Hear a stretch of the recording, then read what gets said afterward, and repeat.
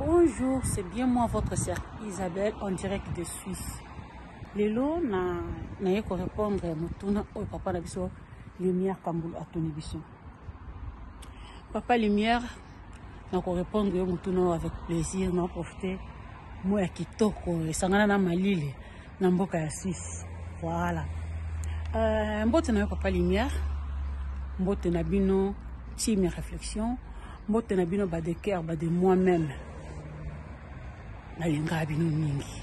Tala ke na yema kamususu mena bite. Réflexion toujours. Parce que nous de partout. Donc, pourquoi pas na répondre? On a se répondre bino. Papa tuni biso na tanini oyo baboti bakoki ko kabula bomengo na bango pa ya bana. Bazela bakufa. Soki bakabwani.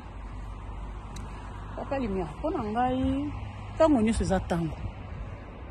Et ça la raconte bien ma casse tango oza na bomoi. Et ça la bien.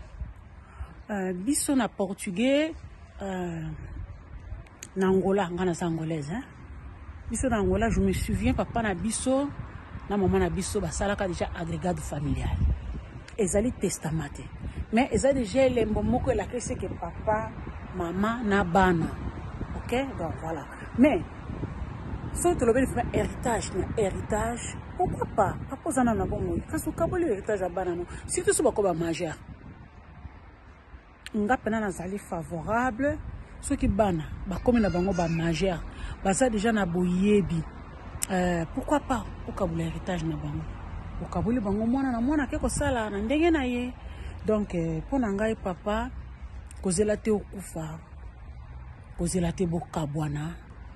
Tandis que banana yo bakoli, tandis que banana yo bakomi ba majeur, tandis que bakomi na boyebi, tu peux les faire. Donc voilà, wana réponse nangai na pesi et pas ya papa na biso Lumière Kambulu. Yango wana to mona la prochaine.